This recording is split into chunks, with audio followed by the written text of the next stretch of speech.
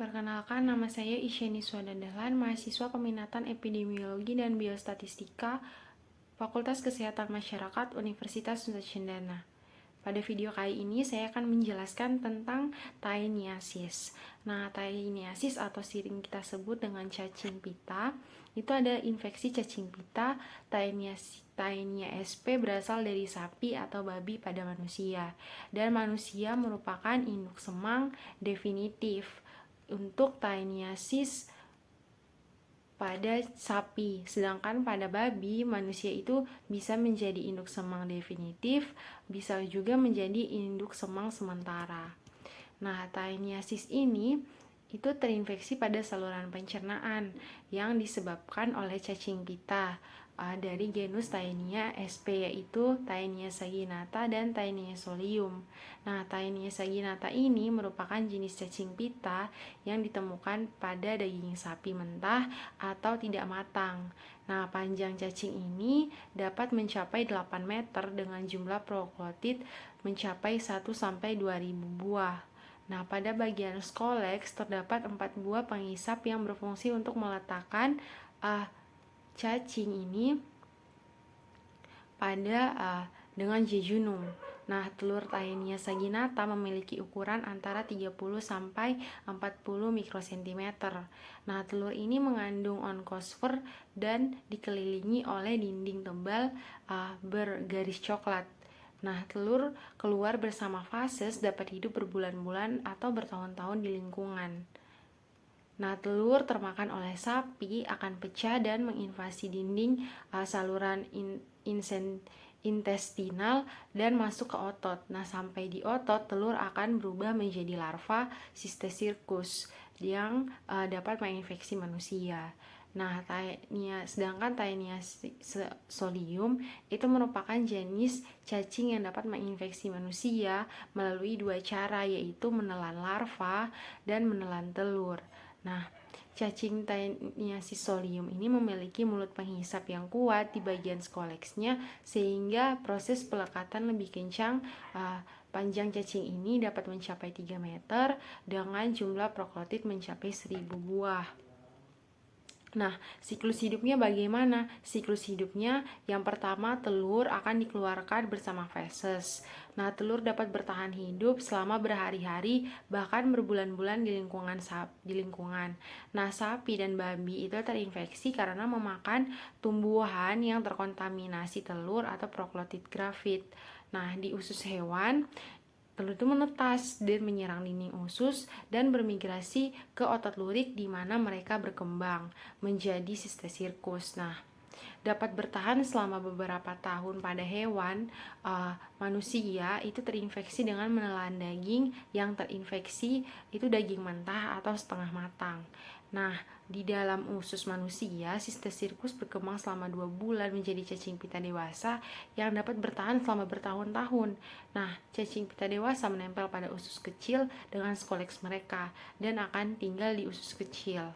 Untuk tanda dan gejala penyakitnya itu, kebanyakan orang dengan taeniasis itu tidak memiliki gejala atau gejala ringan. Nah, pasien dengan taeniasis saginata itu sering memiliki lebih banyak gejala daripada mereka dengan Taenia solium. Karena parasit Taenia saginata itu lebih besar hingga 10 meter daripada Taeniasis solium yang biasanya cuma 3 meter.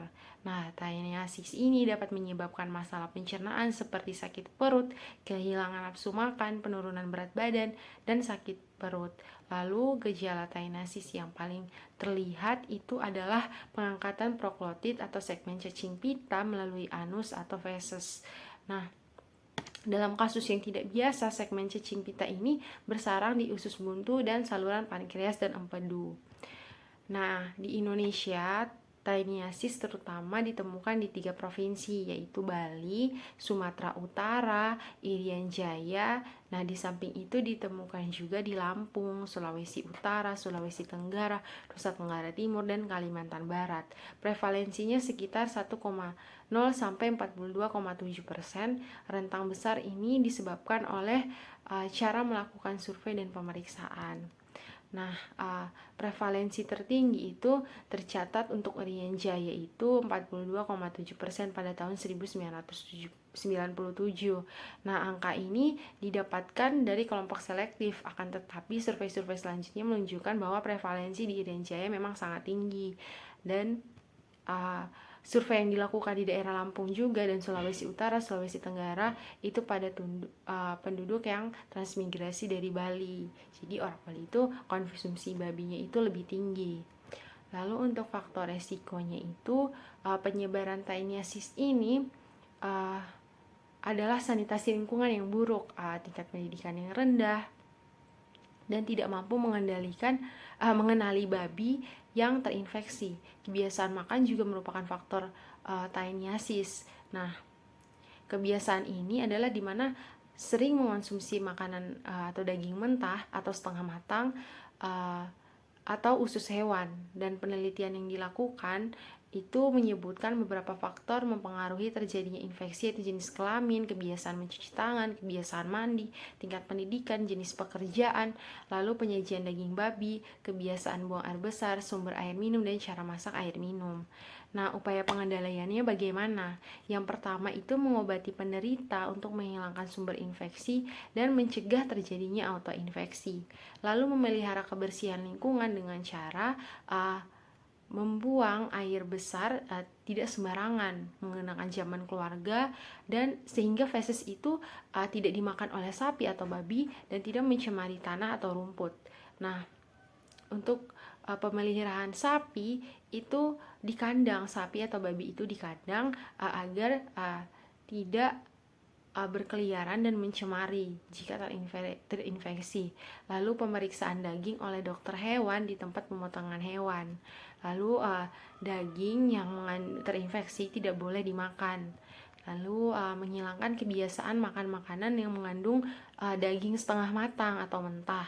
Lalu memasak daging itu di atas suhu 50 derajat selama 30 menit atau menyimpan pada suhu 10 derajat selama 5 hari.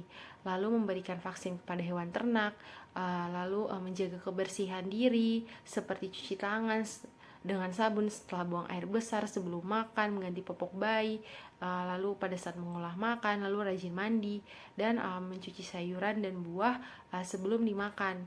Lalu juga mengajari anak untuk selalu mencuci tangan dengan sabun, karena anak-anak ini lebih sering bermain di luar, bersentuhan langsung dengan tanah, dan bisa saja mungkin terinfeksi juga, terinfeksi Taeniasis. Sekian penjelasan dari saya. Sekian dan terima kasih.